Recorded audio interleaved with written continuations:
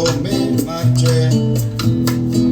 Atrás quedaron los míos, morriñas, cartas solo llegaron. Muchos años me pasaron y un indiano se fue gestando. Todos contamos tristezas, también ganamos alegrías. Hoy Cuba, tu tierra mía, España es mi fortaleza. Americano, todos somos como hermanos, rumba, son, tabaco y guano, en la alforja lo llevamos.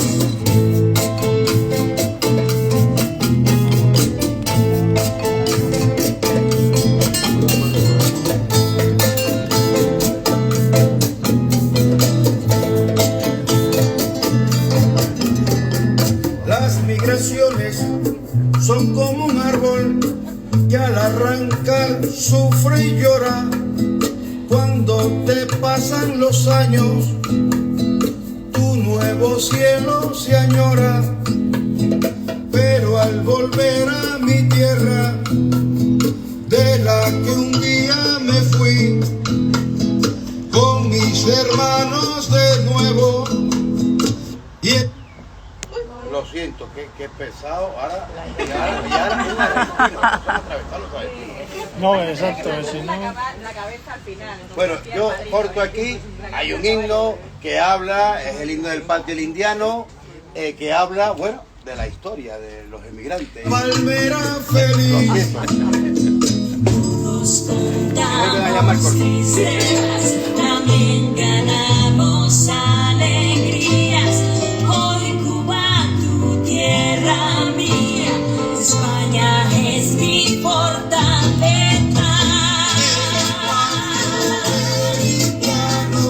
Todos somos como hermanos, rumba, son, tabaco y guano, en la forja lo llevamos. Todos somos como hermanos, un palomo, un gitano y un ahumado corribano.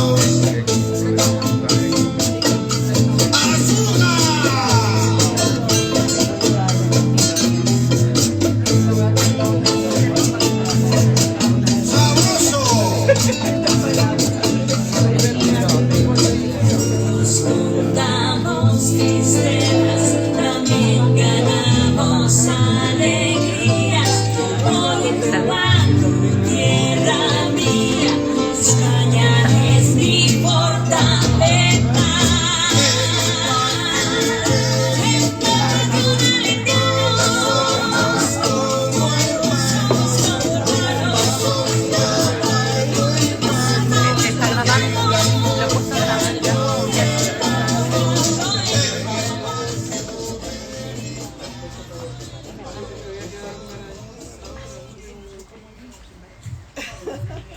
Bueno, pues muy buenas tardes a todos. Bienvenidos al Patio del Indiano. Bienvenidos a este lugar, como dice Rigoberto, que es una psicotaberna. Yo tuve la suerte de conocerle hace 2 años, presentando también aquí otro libro. Y bueno, creo que es un sitio especial, ya lo iréis viendo, por la vegetación, por la luz, por la filosofía un poco de su dueño. Y bueno, yo conozco a Keka también a través del mundo de los libros. ¿Cuándo nos conocimos? Ya, hace 3 años o por ahí, o 4, ¿no? 2. En el 21 fue el año. Fue el año de todo. Bueno, las dos... ¿Soy yo? No sé por qué se vincula aquí, pero estamos hecho toda la prueba, ¿eh? Vale, yo no me muevo mucho, sí, es por eso. A ver, habla, a ver. Vale. Uy.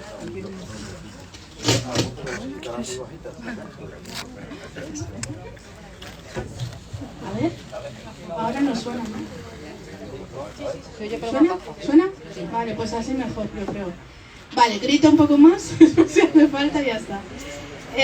Bueno, Keka y yo nos conocimos por el mundo de los libros, aunque las dos veníamos de la misma compañía. Keka, para los que no lo conocéis, bueno, ella es azafata de vuelo, viaja mucho, hoy acaba de aterrizar, así que me ha dicho por favor que si veis que hay que pegar la meneo, que la meneemos un poquillo, que está con el jet lag todavía metido en el cuerpo. Y bueno, pues como decía, los libros nos unieron hace ya dos años. Nos hemos juntado desde hace un año con una amiga más que se llama Eva y hemos montado también Las Tres Mosqueteras Recomiendan. Tenemos todos los jueves un directo en Instagram donde hablamos del mundo de los libros, recomendamos, hablamos del mundo editorial por si alguno nos queréis seguir, tanto en la cuenta de Keka Cadilano como en la mía de Editorial Chocolate o la de Eva, que es Eva Galindo. Y bueno, hace unos meses Keka me dijo, oye, que ya tengo mi nueva novela, se llama La Villa del Indiano, y dije, pues esto hay que presentarlo en el bar de mi amigo Rigoberto, que aparte de ser, en vez de un indiano, como digo yo, es un, no sé, ¿cómo lo llamas, Rigoberto? A los que venís de allí para hacer las Europas o las Españas. Yo vine a hacer las Europas. Las Europas, ¿no? Vosotros venís a hacer las Europas en vez de las Américas. Y bueno, pues dije, hay que presentarlo aquí porque el propio nombre del bar lo lleva en el corazón. Y bueno, no me voy a entretener mucho más porque lo que quiero es que nos cuente Keka un poco cómo... Yo creo vamos a empezar por el principio. Keka, ¿cómo surge o cuándo surge la idea de escribir un libro sobre los indianos? ¿Qué tal? Buenas tardes a todos. Muchísimas gracias por venir. Besitos para todos. Bueno, pues yo lo primero que quería decir es que me ha llegado al alma la canción que ha puesto Rigoberto porque identifica absolutamente lo que es el espíritu indiano. Es el desarraigo ese que se tiene cuando te vas de tu tierra. En este caso, la villa trata de lo contrario que ha hecho Rigoberto. Es decir, de los españoles que emigraron empezaron a hacerlo a mediados del siglo XIX. La mía se ubica en la segunda salida que hubo de emigración española hacia las Américas, que es a finales del siglo XIX y entrando en el siglo XX. ¿Y cómo se me ocurre? Pues porque hace un año concretamente volé con una compañera asturiana que yo, de tantos viajes que había hecho a Asturias, siempre me llamaba mucho la atención las casonas, estas majestuosas, impresionantes, con mucho colorido que habréis visto si habéis viajado por la zona del Cantábrico y también de la parte del Mediterráneo en la zona de Cataluña. Hay una parte importante de casonas de este tipo. Y siempre me llamaba la atención la palmera que había pegada a la casa, ¿no? A las fachadas siempre se ve una palmera. Y yo decía, ¿pero qué pinta una palmera en Asturias con el clima que tienen, no? Entonces le pregunté a ella y me contó una anécdota, bueno, me contó, por supuesto, de qué viene esa tradición y que su abuela había llegado a conocer a alguna persona de estas que tenía una casona de indianos, abandonada, ya de las abandonadas. Porque es verdad que estamos acostumbrados a ver las rehabilitadas, las que son grandiosas, ¿no? Y sin embargo, a mí lo que me atrajo de toda la historia fue que hay muchas de ellas que están echadas a perder, o sea, abandonadas completamente, tanto el terreno como la propia casona, ¿no? O bien conservan lo que es el cuerpo íntegro y por dentro se las ve pues vandalizadas, quemadas, por supuesto sin ventanas. Pero hay otras que es simplemente una fachada y como como si hubiese caído una bomba y ahí están tiradas y dices, pero bueno, esto ¿por qué nadie se ha hecho cargo de ellas? Piensa siempre en las herencias, ¿no? Herederos, no sé, 50.000 que haya por ahí que es imposible de localizar. Pero es que muchas veces hasta los propios ayuntamientos no se han podido hacer con ellas por las altas cargas fiscales que tienen, ¿no? Entonces, bueno, empecé a investigar a raíz de que me contase la anécdota de su abuela entrando en una de estas villas a principios del siglo XX y yendo a fiestas grandiosas, ¿no? Y bueno, y empecé a documentarme y todo parte de eso, de la emigración que hubo en aquellos años en esa parte de la cornisa cantábrica sobre todo, aldeas muy pobres que lo poco que tenían las familias conseguían dinero para un pasaje para el hijo más listo de la familia. Estamos hablando que mandaban a sus hijos a las Américas a niños que tenían entre 11 y 14 años. Niñas también iban algunas. No tanto en la emigración que se hizo en el siglo XIX, sino en la del siglo XX. Ahí sí que mandaron a bastantes niñas. Por supuesto iban casi siempre a casas o solicitadas por otros familiares que ya habían hecho fortuna y las reclamaban o lo reclamaban pues para empezar a tenerles de mozos de almacén, a las crías para trabajar en el servicio doméstico. Y los que conseguían hacer fortuna ahí, pues con el tiempo o bien regresaban a España y conseguían bueno, pues lo que os voy a contar ahora de lo que lleva la vida del indiano, o simplemente se quedaban allí. Bueno, y allí hubo muchísimas familias que hicieron dinero y se quedaron, ya se casaron con gente autóctona, o reclamaban a sus esposas y formalizaban la familia allí, pero nunca regresaban a España. El indiano como tal se le llama así pues porque, como ya sabréis, Colón, ¿qué pasó? Que se confundió y pensaba que había ido a las Indias cuando aterrizó allí, bueno, ¿no? Aparcó allí el buque, Carabelas.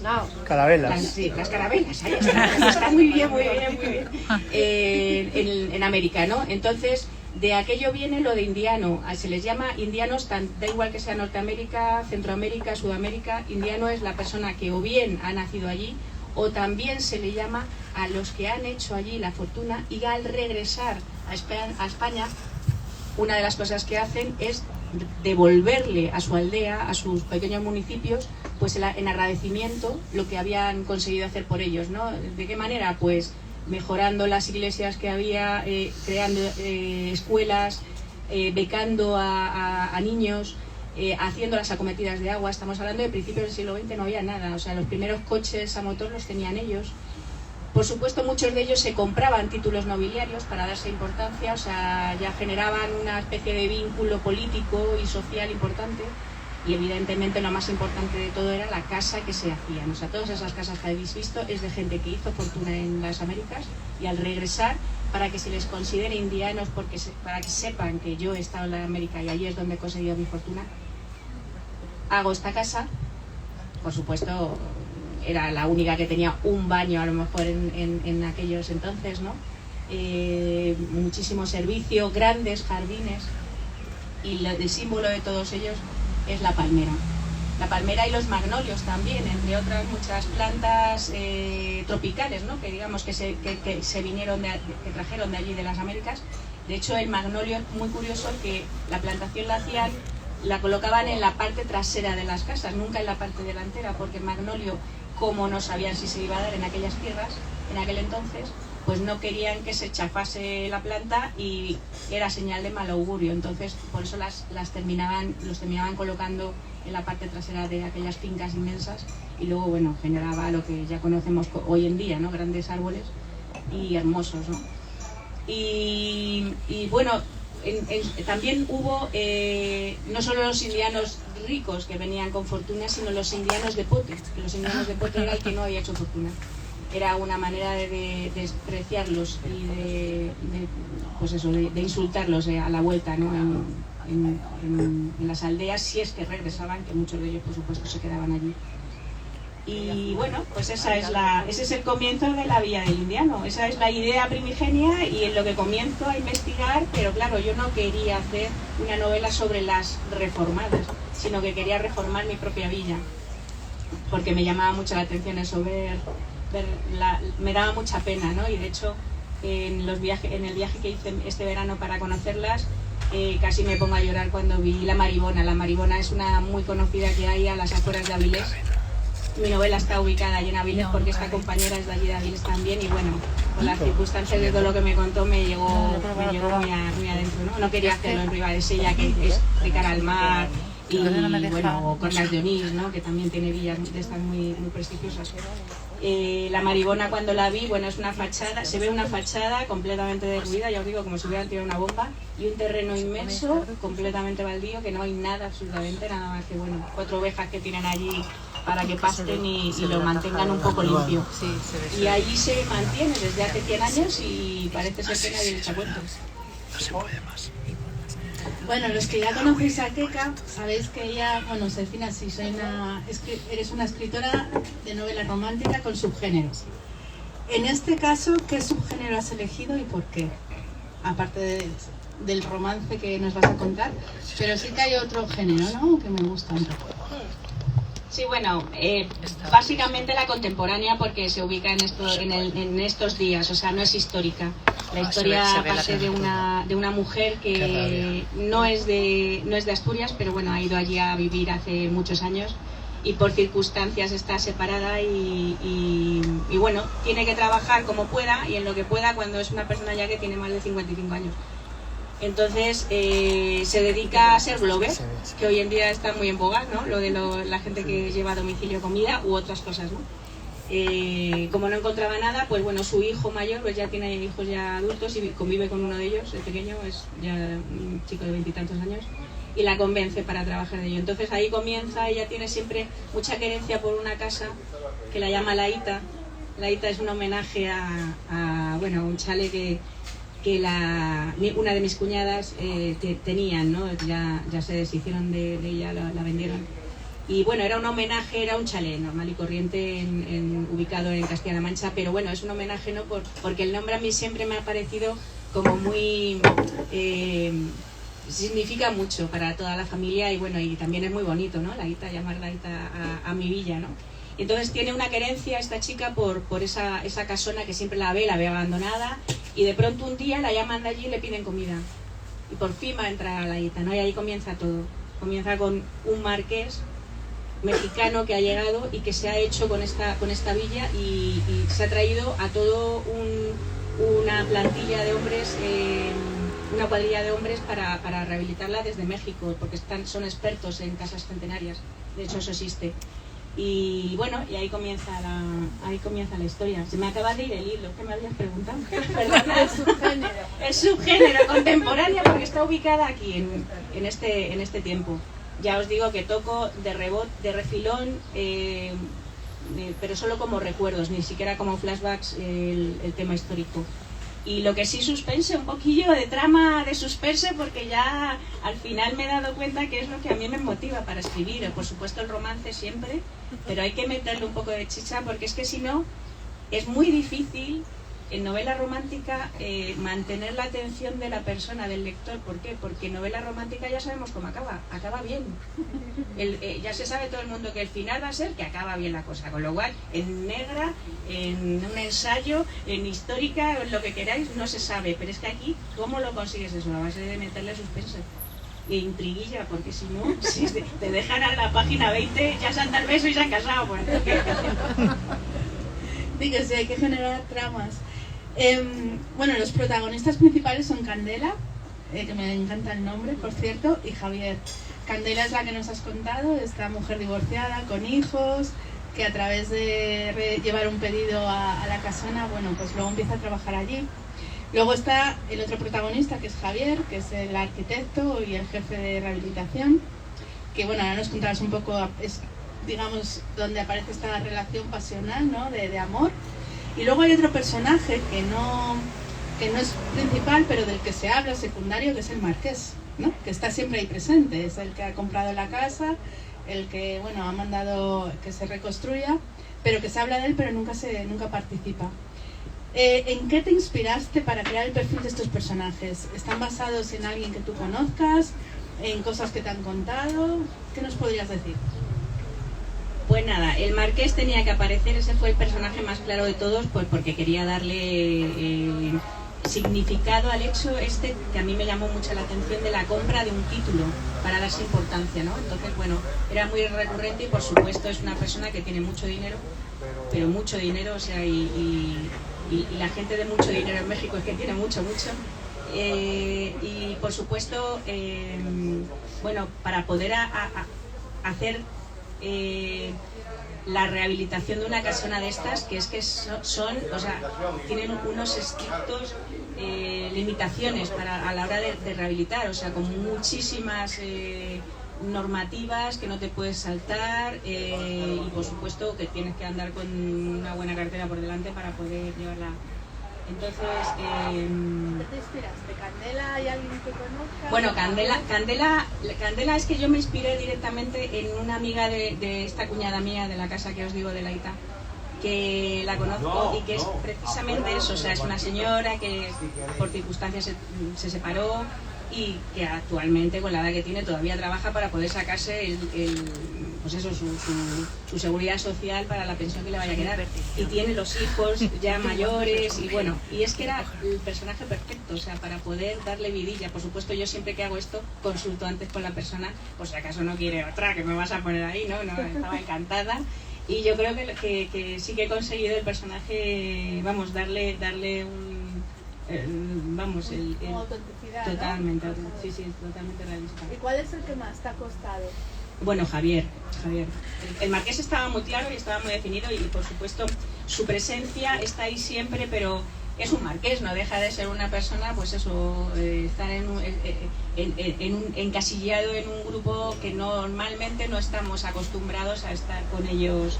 Él sabe que tiene allí a su cuadrilla, por supuesto es su mano derecha, que es Javier, llevando adelante toda la obra. Y Javier fue el que más me costó, fue el que más me costó porque en un principio no estaba definido como para ser el protagonista ni siquiera. El protagonista además iba a ser, en cuanto a romance, ¿no? Iba a ser otro, pero se me desviaron los dos y Javier me costó mucho porque es que en escritura creativa hay dos maneras de ver, los escritores funcionamos de dos maneras. Los hay mapa, que habréis oído muchas veces a los grandes escritores decir, no, yo me siento y ya sé cómo es la novela de principio a fin y qué se escribe en cada uno de los capítulos. Bien, eso está fenomenal, muy bien, pero yo soy brújula, que es la otra parte de los escritores y que cada vez van siendo más.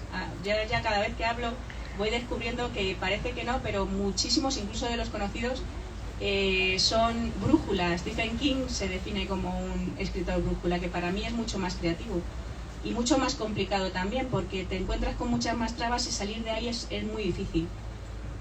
Precisamente porque nosotros funcionamos a base de sentarnos y va viniéndote una idea tras otra, y eso genera el que haya personajes, que parece mentira esto que voy a decir, porque es como si tuviesen vida propia, toman otro camino. O sea, tú puedes estar diciendo, no, tú vas a ser solo jefe de obra y te centras en esto, y el que va a ser el amante de esta va a ser otro. Y dice, ¿cómo? No. Y se gira directamente. Y el otro además se te tira por otro camino y dices, y esas son las famosas musas de las que se habla cuando oís lo de las musas de cualquier artista, no solo en escritura. Pero a mí me pasa, no es que me haya pasado, es que me pasa continuamente. Es como que les tienes aquí y te está diciendo que no. Y en la escritura es que se te va directamente un diálogo. En un diálogo ya te ha cambiado el personaje, la acción. Y eso es lo que pasó con Javier, que estaba muy empeñado en convertirse en amante de Candela y lo consiguió al final. Forzó, ¿no? Sí, forzó la situación. Bueno, y el subtítulo de la novela que es Magnolias para siempre, ¿no? Cuéntanos, bueno, aunque has dicho un poco lo de las magnolias, pero ¿por qué quisiste ponerle ese subtítulo? También me va a entender perfectamente. Aquí entra Pepe, nuestro profesor de escritura creativa de novela romántica, que siempre dice, los subgéneros tenéis que ponerlos en Amazon, no os olvidéis. Palabras claves, SEO, y está esto a la orden del día. Y bueno, es una manera además de justificar el tema de lo de los jardines, ¿no? La villa quedaba reflejado el tema de lo que es la protagonista, la gran protagonista, que es la casona. Pero en Magnolias para siempre es el otro secundario, el protagonista, que digamos a nivel estético, ¿no? Que son los jardines, porque estas casonas están todas relacionadas con jardines, todas, en mayor o menor medida. Los hay más grandes, los hay más pequeños. Hay un museo del indiano en Colombres, que es una población, un municipio que hay entre Asturias y Cantabria, pero pertenece a Asturias. Y ahí está el Museo del Indiano con toda la historia de los indianos en 3 plantas. Una habla solamente de toda la emigración que hubo a Argentina, otra planta es solo lo que hubo a México y otra está compartida a Cuba con Uruguay, que también hubo muchísima emigración para allá. Y bueno, y los jardines de ese museo son impresionantes, o sea, además va detallado cada especie que tienen allí de origen, de haberlas traído de América, o muchas venían también, las palmeras por ejemplo, procedían de Canarias, porque allí los buques hacían escala al regreso de América, paraban allí para cargar y dejar cosas y continuaban a España, y entonces muchas de las palmeras que se conocen allí en Cantabria proceden de Canarias. Una de las cosas que más me gusta de cómo escribe Keka también son las descripciones, la ambientación. Mi padre era asturiano, hay una escena que están en la cocina comiendo y mencionas esas cocinas que había de carbón antiguas, que yo las conocí cuando iba a Asturias. Pero ¿tú cómo te documentaste un poco sobre, tanto a nivel ubicación, a nivel, pues eso, cómo eran las casonas por dentro? Porque si muchas están derruidas, investigaste por internet, fuiste a ver el museo, te contaron, preguntaste a gente, ¿cómo fue un poco la primera fase de investigación?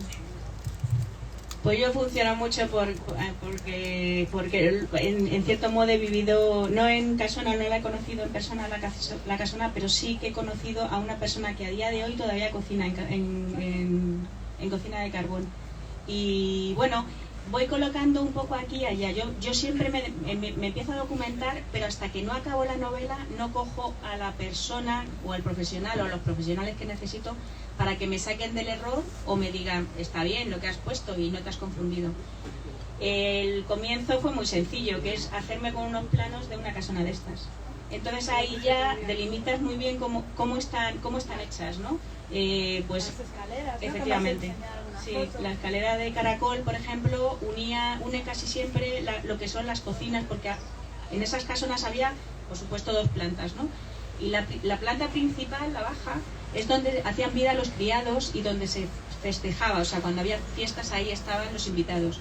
Pero la familia día a día hacía vida en la primera planta, con lo cual tenía que haber una comunicación entre la cocina, que es donde estaban todos los criados, ahí con sus platos y cocinando y tal, pero como había 2 comedores también, el de la familia de a diario, más el de abajo, que es el de los invitados, pues tenían que tener comunicación con esas escaleras de caracol que partían de la cocina principal a una cocinilla pequeñita que había en las plantas primeras.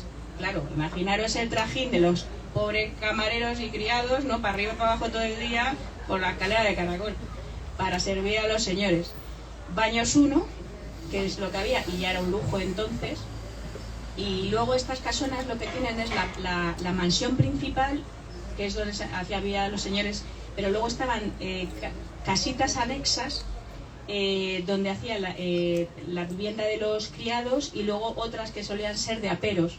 Esas hoy en día se ven muchas en esta zona de Cantabria, que a lo mejor está rehabilitada la casa principal a nivel de fachadas, pero si lo han convertido en un restaurante, está ubicado el restaurante para que se muevan los clientes dentro de una de las casitas pequeñas, porque es que no les han dado la licencia de habitabilidad dentro, o cuesta tantísimo reformar lo que es el espacio de dentro que no se hace. No se hace porque es carísimo. Entonces, con la documentación, que es a donde voy, cuando yo ya acabo, tengo 3/4 partes de la novela con casi todo ubicado ya de lo que es, pues eso, cómo va siendo la reforma, hablo con un hermano mío que es aparejador técnico y que sabe muchísimo de rehabilitación, de reformas, ha sido jefe de obra muchísimos años, y me tiró por tierra la novela, por las protecciones que tenía. No son patrimonio estas casas, pero tienen unas protecciones brutales. Además, él acababa de terminar de rehabilitar una en la zona de Castellón, que aquellas no son de indianos, pero bueno, son centenarias. Y entonces tienen muchísimas limitaciones de lo que es, no se pueden tocar absolutamente nada en las ventanas, ni quitarles espacio, ni hacerlas más grandes tampoco, ni juntar varias. De muros hay que ver lo que se tira, si se tira alguno y te dejan. Escaleras, por supuesto, nada. La madera se tienen que conservar, todo lo que son los colores se tienen que conservar. Y bueno, y nada, la tuve que rehacer completamente. A los 3 meses me tardé, pero bueno, lo hice. Bueno, y vamos a meternos en la escritura, en la literatura romántica, Keka. Porque tú eres una fiel defensora de la novela romántica, que parece a veces que es como un género menor dentro de la literatura. Y me gustaría que nos contaras un poco si hay ciertos estereotipos en novela romántica, porque muchas veces se le critica como lo que decías tu final feliz, es evidente y como que los personajes como que no hay mucha trama. Y en cambio yo sé que eres fiel defensora, por ejemplo, de una de las grandes, de Corín Tellado, que bueno, seguro que ellos no saben la mitad de las cosas que nos vas a contar ahora. Entonces, ¿por qué defenderías la novela romántica? ¿Qué crees que hay de estereotipos? ¿Y qué crees que es cierto y qué es un mito que ya se ha quedado ahí, pero que también es literatura y que vende mucho, por cierto? Sí, pues nada, ¿qué os voy a decir? O sea, hay gente que todavía le dices escribo novela romántica y se van a cri, cri, cri, cri, ahí como, bueno, pues muy bien. Porque se cree eso, que es un subgénero, es subliteratura, ¿no? Ni siquiera subgénero, es subliteratura. Pero bueno, el tema está en que esto ha sido a raíz de... Yo además todas las charlas ahora que empiezo de presentaciones mías de novela romántica, siempre quiero sacar una lanza por una de las grandes de este país, que fue Corín Tellado. Corín Tellado, o sea, a nivel literario movió masas, hizo que mucha gente leyese de manera adictiva. Pero es que esta señora, que casi nadie lo sabe, está reconocida como la persona, la reconocieron en el año 92 en el libro de Guinness de los récords por tener 400 millones de publicaciones. 27 traducciones en todo el mundo, más de 5.000 novelas en su haber. Eso no lo ha superado nadie, absolutamente nadie, ni lo superarán. Además por la UNESCO también descrita como pues eso, uno de los personajes clave, porque realmente ella y la gente que escribe, que haya aquí algún escritor me va a entender perfectamente. Esta mujer argumentaba una novela en 5 minutos, una novela de 100 páginas que eran las que escribía, y la sacaba a razón de una semana. Estaba esclavizada por Bruguera, que fue su editorial fetiche, a pesar de todo lo que ella intentó que lo dejase de ser. La llevaron a juicio y perdió un juicio en el año 76 porque los tíos pues eran una editorial de las grandes y jugaban con su dinero. La tuvieron engañada y esclavizada por un mísero dinero. Entonces lo que se hacía era pagar por novela, no como hoy en día, que gana, pues eso, te llevas el tanto por ciento por las ventas. Eso fue muy a posteriori de comenzar ella. Y además era una mujer avanzada, feminista, de las primeras separadas, no divorciada, porque ella por convicción religiosa no se quería divorciar, pero se separó de su marido muy pronto. Tuvo 2 hijos que crió sola y denostada por muchísima gente. Además luego ha habido críticas de todo tipo a nivel de gente literaria. Por un lado la denostaban como una persona, pues eso, que era un fenómeno sociológico, pero sin embargo no la tenían en cuenta, y había otros escritores que demostraban que era, de hecho la llamaban la pornógrafa sumisa, y que hacía todo lo que eran las descripciones eróticas, porque es que metía mucha tensión pasional en sus novelas, pero lo tenía que hacer con mucho cuidado. Estaba en plena dictadura escribiendo y nunca la censuraron. Le llegaban los escritos a ello con la censura, vamos, casi no se veía en las letras lo que podía poner y lo que no podía poner, pero ella lo corregía y se lo pasaban por alto. Y eso no era difícil en aquella época. Y bueno, murió con 83 años y con 3 novelas inéditas. Le dictaba al final de su vida las novelas a su nuera. O sea, era un fenómeno literario esta mujer. Y sin embargo se le ha dado muy poca importancia a ese nivel, ¿no? Entonces, la defensa que hago yo de la novela romántica, y por supuesto hoy en día, que absolutamente no tiene nada que ver ni con el romanticismo de Jane Austen, que eso fue una época histórica, ni con la novela mal llamada novela rosa de la época de Corín Tellado, o bueno, Bárbara Cartland, o Daniel Steele, las novelas de Jazmín. Es que hoy se lee muchísima novela romántica, y hay que tirar de estadísticas para demostrar a la gente, porque pues no empiezan a decir, bueno, es que lo lee gente en la década de los 50, 60, 70, amas de casa solamente, mujeres de baja clase social, que no tenían prácticamente estudios. Eso ha seguido avanzando y se sigue pensando que es lo mismo, y sin embargo hoy en día en la Romance Writers of America, que es una asociación que hay en Estados Unidos de escritores de romántica exclusivamente, las estadísticas dan que el alto tanto por ciento de gente que lee romántica siguen siendo mujeres. Escribimos más mujeres que hombres, pero también los hay, y sin embargo a nivel cultural son muchas las universitarias que leen novela romántica, gente de muchísimo nivel adquisitivo.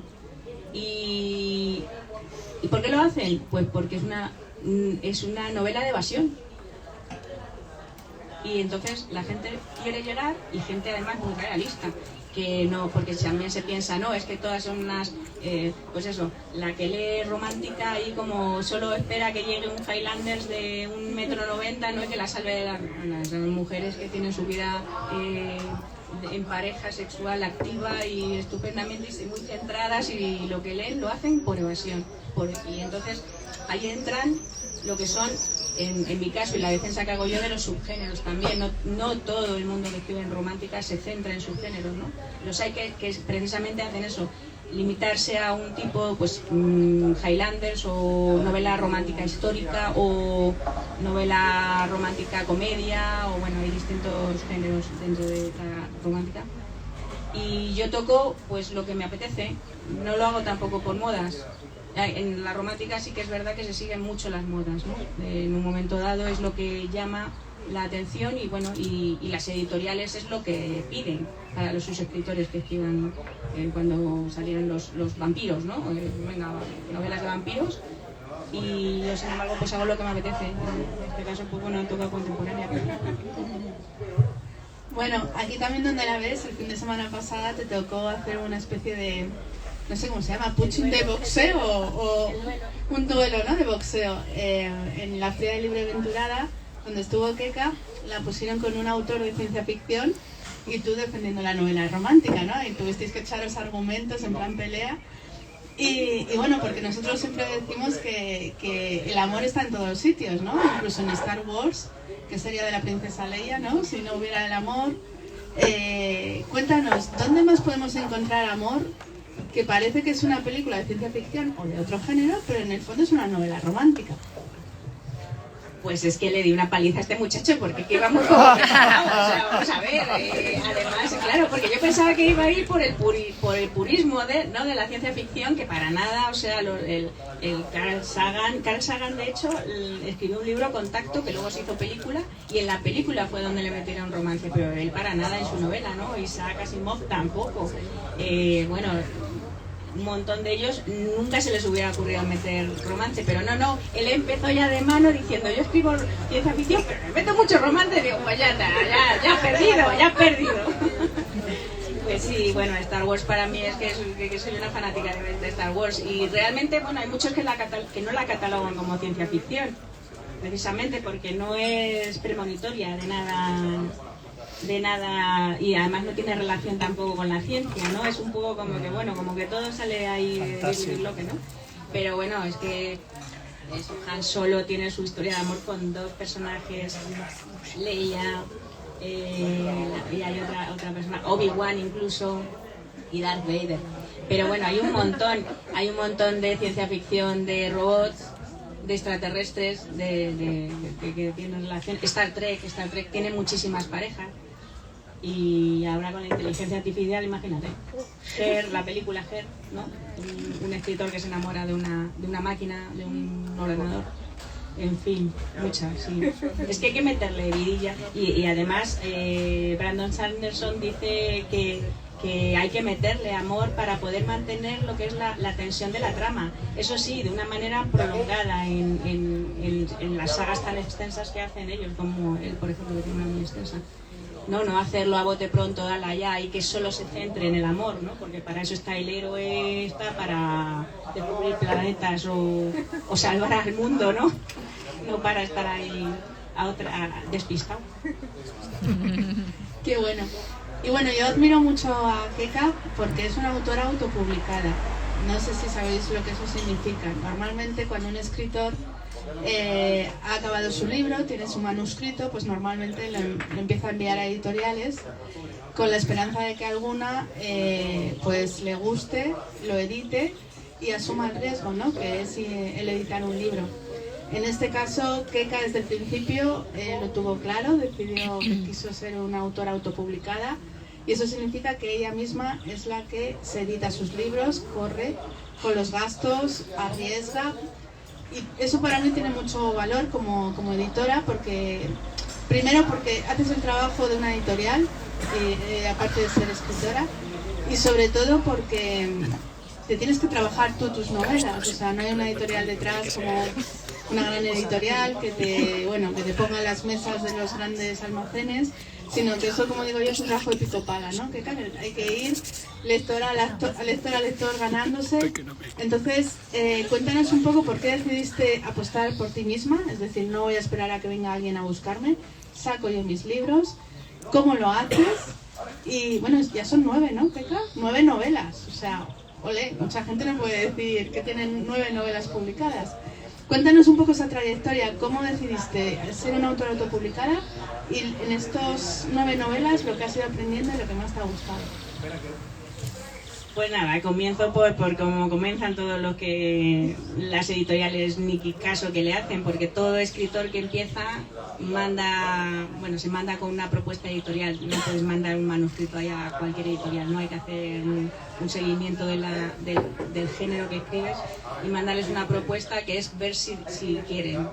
Entonces, bueno, la mayoría de las veces pues ni te responden, las otras te dicen que no entras dentro de su línea editorial y ya te desesperas y dices, bueno, pues es que evidentemente yo quiero publicar.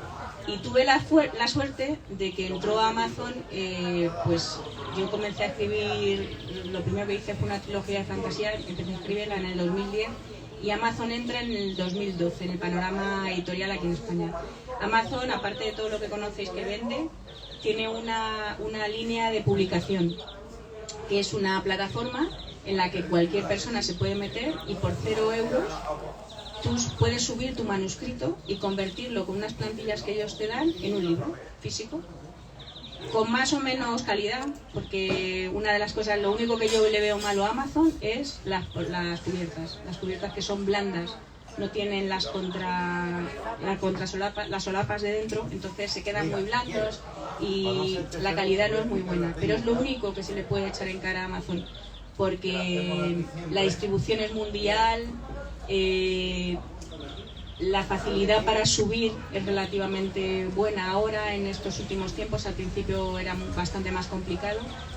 Y siempre y cuando te vayas formando y sabiendo un poquito de maquetación, contratando a una persona para que te haga la portada y bueno, y vayas ahí poco a poco aprendiendo cómo es el desarrollo de Amazon, pues consigues tener tus propios libros. Ya son muchos años en los que he estado con empresas de autopublicación. A mí no me gusta llamarlas editoriales, ni de coedición, ni de nada, porque creo que son empresas que dan servicios de autopublicación. Porque una editorial es mucho más. Hay editoriales que se dedican a la autopublicación, como por ejemplo Tesa, pero eso es mucho más. Es un trabajo artesano. Y estas empresas, pues bueno, por un pack que tú compras para tener los libros que quieras, 100, 200, lo que le pidas, pues ellos te dan los servicios de corrección, de hacer portada, maquetación, etcétera, impresión de los libros, pero bueno, no dejan de ser unos negociantes y entonces en los contratos que hagan y dependiendo de cuál, pues te pueden engañar más o menos y ofrecer más o menos, ¿no? Y entonces juegan con la ilusión de los escritores. Ahora llevamos una temporada, Tessa, Eva y yo, haciendo divulgación, ¿no? De precisamente esto, hacemos comparativa entre editorial tradicional, como es ella, editorial pequeña pero tradicional, y enseñar también lo que es la autopublicación, pero no como competencia, que es un poco lo que siempre estamos hartos de oír, ¿no? ¿Por qué es mejor una cosa que la otra? No, todo es bueno, pero hay que saber, sobre todo a la gente que quiere escribir o que quiere avanzar en este mundillo, que sepa a lo que se enfrenta con una editorial tradicional, qué es lo que pueden esperar de ellas, qué es lo que una editorial tradicional les puede pedir o la persona que en un momento dado tiene un contrato con ellos, Y luego lo que es autopublicación, y autopublicación con esos dos parámetros, ¿no? O tres, digamos. Si lo haces solo con Amazon, si lo haces con una empresa de servicios de autopublicación, lo que puedes pedir o lo que puedes exigir, porque no dejas de ser un cliente. Y si lo haces como autoedición, que en un momento dado es lo que yo ya hago, pero yo diversifico ya, o sea, subo mucha producción a Amazon, he contratado a empresas de servicios de autopublicación, con lo cual sé perfectamente de lo que hablo y cada vez voy valorando más. No, es imposible conocerlas a todas porque hay muchísimas aquí en España, pero bueno, puedo valorar más o menos las que son más o menos fiables. Y luego la autoedición, digamos, que es contratar yo ya a mi gente. O sea, yo ya tengo mis correctoras, tengo mis portadistas, mis maquetistas, bueno, que es la misma en este caso, la portadista y la maquetista, y la imprenta. Y entonces yo ya me lo como, me lo guiso y me lo hago todo. Y es la manera más económica además de hacerlo al final. Y la más productiva y la mejor, vamos. Sí, aprendes, ¿no? Al final controlas tú todo el proceso, controlas tus libros, sabes dónde están y siempre tienes ese contacto más directo con los lectores, no tienes que pasar por una editorial y sus normas. Bueno, y volviendo a la novela, en 3 frases, ¿qué es lo que más nos va a enganchar y por lo que deberían de comprar tu libro? Así, véndete, Keka. Bueno, desde luego por la historia de amor, porque, a ver, acaba bien, ya os lo digo, que parece que no, hay un momento en el que dice, no, madre mía, esto se va al traste. Ya. Acaba bien. No, y luego por todo eso, por ver poquito a poco, yo la primera página lo que digo es que bueno, lo voy a leer porque ni me acuerdo ya, y menos ahora que estoy un poco para allá. Estoy más allí que acá. Hay casas que merece la pena olvidar, abandonar a su suerte y darles la espalda. Como también hay otras que, a pesar del dolor y de los recuerdos guardados entre sus paredes, merecen una segunda oportunidad. Es que esa es el resumen de lo que es este libro. No sé, ha sido como una construcción. A mí me encanta siempre poner en todas mis novelas, y los que me habéis leído lo sabéis, que siempre hay un espacio especial, un local, el piso de alguno, la casa o el espacio, ¿no? de Ivoli, por ejemplo, ¿no? Que es un espacio entero ubicado en una sabana africana. Es que para mí los espacios son muy importantes y por eso se llama La Hita, esta casona, ¿no? La rehabilitación ha sido una construcción de principio a fin, y bueno, y espero que al final pues que consigáis que os rememore, ¿no? Si habéis visto esas casonas ahí, el otro día por ejemplo había mucha gente de Asturias y de Cantabria, y me echaban en cara los cántabros que por qué no lo había ubicado en Cantabria. Y bueno, la siguiente a lo mejor. Que hay tantas historias para casonas de indianos, así que nada, que espero que os guste, y es lo único que os puedo decir. Muchas gracias, Keka. Bueno, ahora nos encantaría que le hicierais preguntas, ahora que estáis aquí, amigos, familia. Si es el momento, si queréis preguntarle a Keka, bueno, pues sobre novela, tu trayectoria o lo que queráis. Así que si alguien se lanza, que levante la mano y le paso el micro. O si queréis hacer alguna curiosidad o algo. Venga, Tina. Por ejemplo, antes que hablabais de cine, ¿cuántas novelas a lo mejor no conocidas porque le ha llegado algún productor o algún director o algún tal, la ha leído y le ha gustado y se ha hecho famosa la película y esa novela ha explotado por el cine? O sea, también considero que el cine más o menos está poco unido también a novelas. Muchas novelas románticas y mucha la literatura que tú dices que no tal, en el cine explota. Y luego, después, a lo mejor tu novela la lee alguien allí y acaban haciendo una película. Ojalá. Por ejemplo. Ese es el sueño de todo escritor y de todo editor, ese es el sueño. Sí, porque hay gente, a ver, hay gente más o menos cinematográfica a la hora de escribir, y yo lo soy mucho.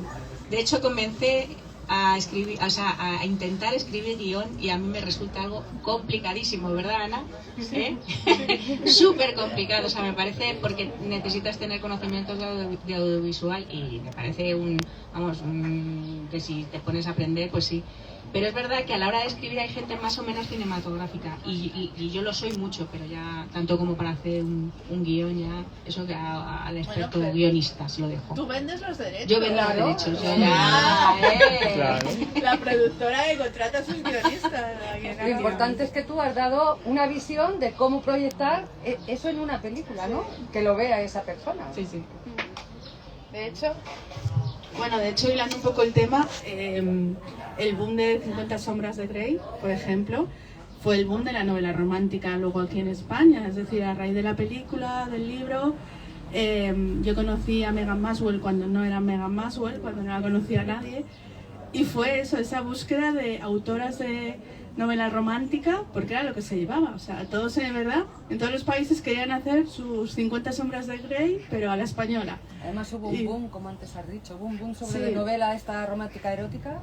Sí, y bueno, ahora Megan Maswell, si vais a cualquier centro comercial, a la FNAC, al Corte Inglés, incluso el Carrefour, de los 10, ¿verdad, Keka? De los 10 libros más vendidos, están 2 o 3 de novela romántica, o sea que el mundo editorial no es tonto. Las grandes lo que buscan son las ventas, y ahí está la literatura romántica. O sea, Tessa. Y decía Tessa que las empresas grandes son las que buscan las ventas. No, nosotros también. Tenemos aquí un libro, aquí está el precio, 17 euros. Es mejor comprarlo aquí en directo porque se lo llevan firmado, dedicado por su autora, ¿verdad? Y el que se le quedó la cartera en casa, no pasa nada, se emite en Bizum, aquí hay un teléfono, así que todo está muy bien organizado. Así que el que quiera el libro, que no se vaya porque que se dejó el dinero en casa. Aquí se pueden hacer Bizum, ¿vale? Y bueno, 17 euros. Una linda historia. Ahí lo dejo, publicidad, Gracias, Rigoberto. Momento comercial.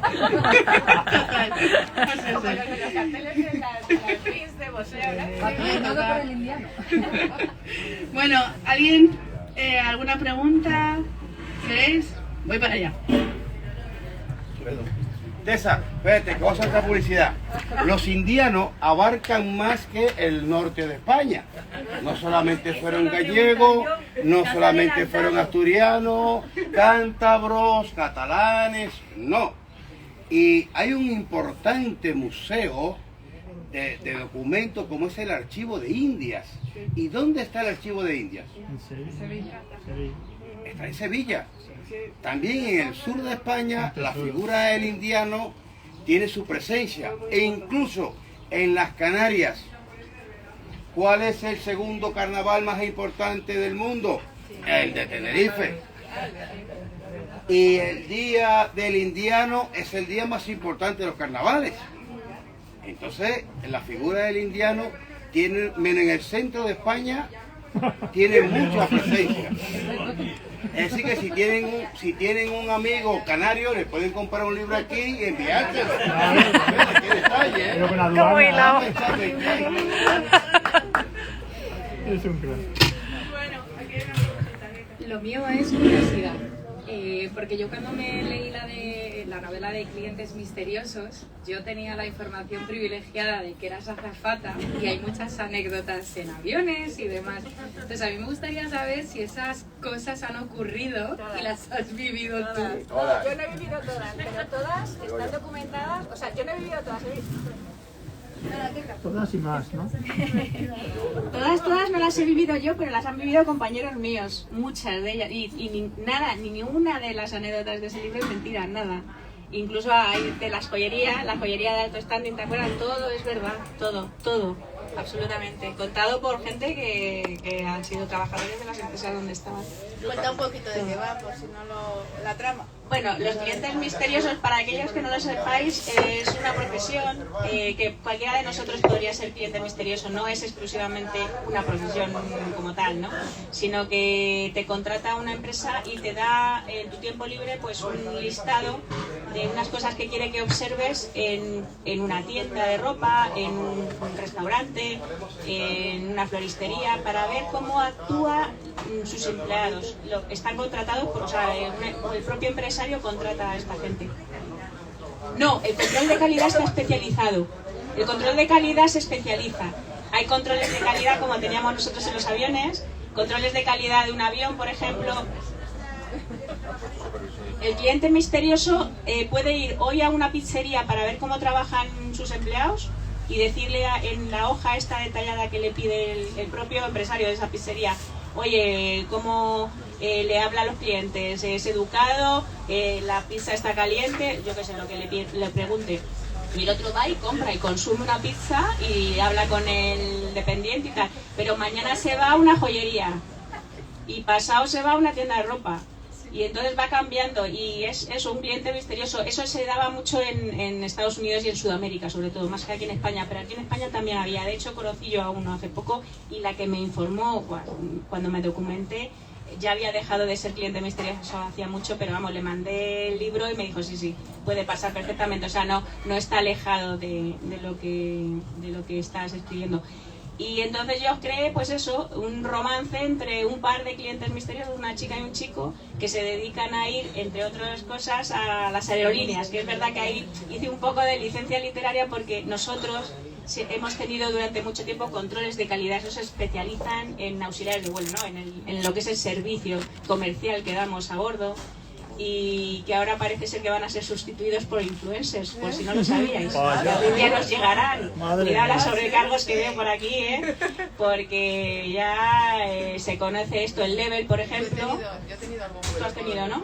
Entonces entran con la cámara y claro, y le sacan foto al plato, se sacan foto ella, no sabemos a qué más le sacan fotos, y son los que al final pues son los que y le sale gratis a una compañía, ya no tienen ni que contratar un control de calidad.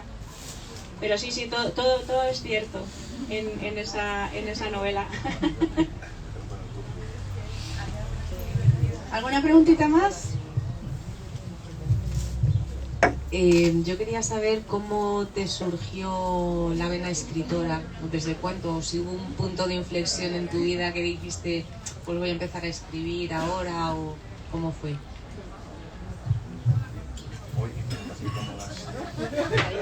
Gracias, Tessa, que te estás dando aquí. Pues mira, yo empiezo a escribir en 3 meses las 700 primeras páginas de las 2 partes de la trilogía de fantasía, con 40 años. Edad en la que hay ¿no? Que yo creo que todos los que hemos pasado por aquí, por esa edad, siempre hay como un, no sé, disruptivo, algo disruptivo en nuestras vidas, ¿no? Que nos hace, yo que sé, cambiar, o bueno, para bien o para mal, ¿no? No sé, o para tomar otro camino.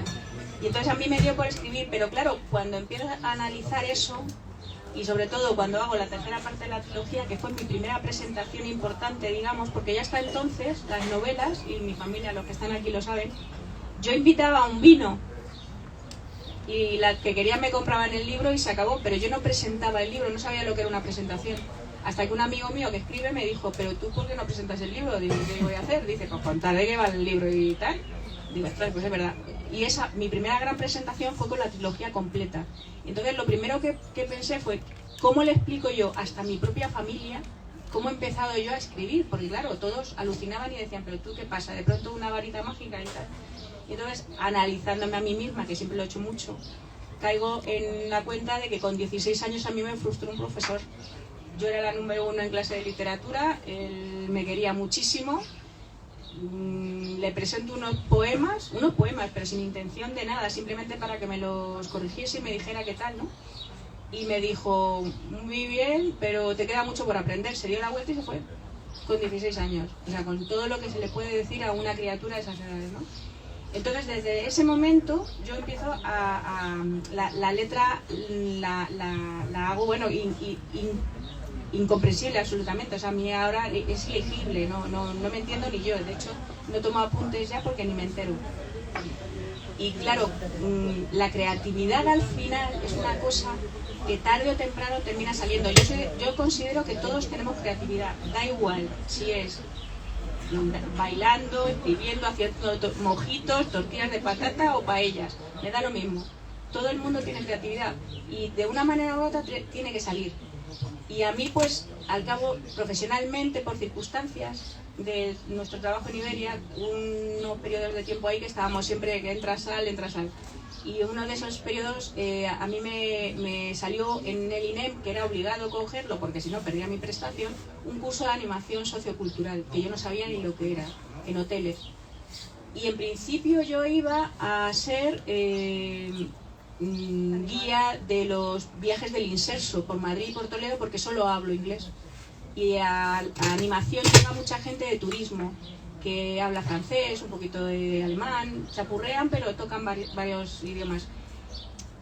Cuando los profesores de la escuela se dan cuenta, hacemos el último número que hacemos para el trabajo que teníamos del curso era hacer un cabaret en un teatro en el Galileo Galilei.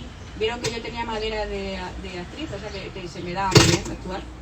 Y entonces dije, bueno, pues te mandamos al mejor hotel en Málaga, allí a trabajar. Y llego allí y yo me pongo aprendo a montar espectáculos, a hacer adaptaciones de los musicales de Broadway, porque llegaba un equipo allí y en aquel entonces estrenamos West Side Story.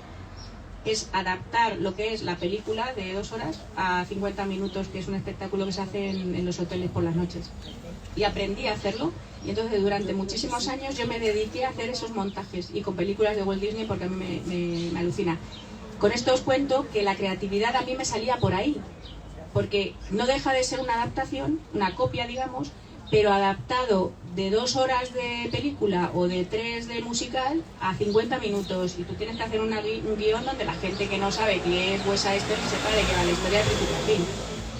Entonces esa fue mi creatividad hasta que llego a los 40 años y digo, y no se me ocurrirá a mí una historia escrita con lo que me gusta Harry Potter, me gusta Crepúsculo, me gustan todas las sagas, el clan del oso cavernario, cuantas más libracos tenga la saga mejor.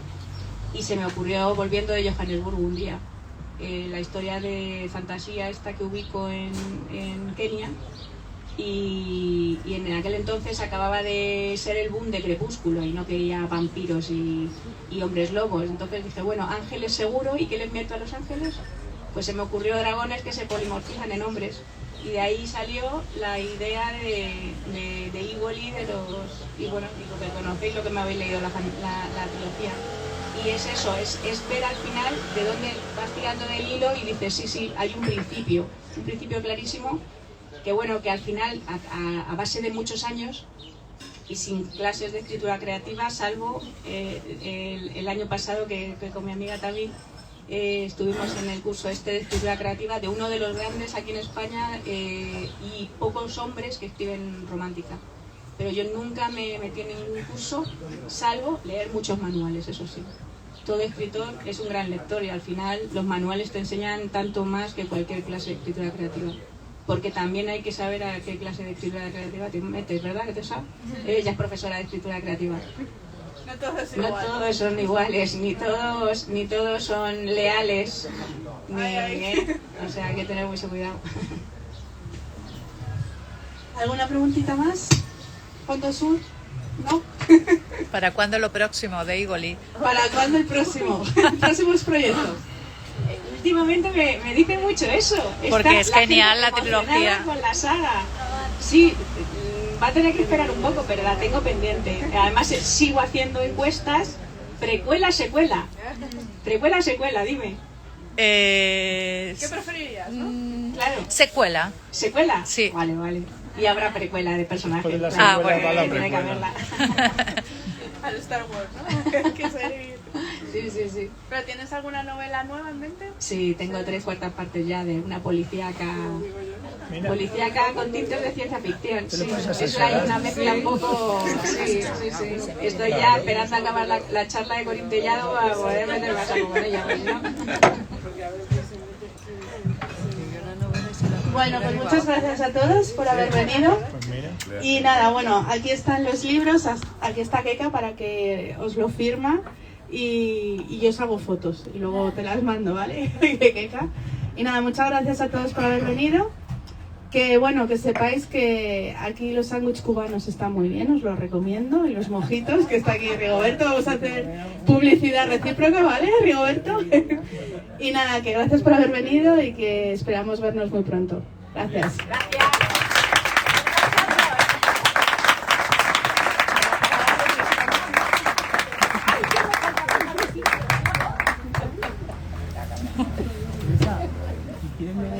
Fotos con el libro. Sí, ahora sí quiere que la gente Bueno, te has hecho una experta ya, ¿eh? cerrado, ¿no? Ha cogido todos los ángulos. Espera, que me guarde ahora el vídeo. Que es lo más... Quítale ya el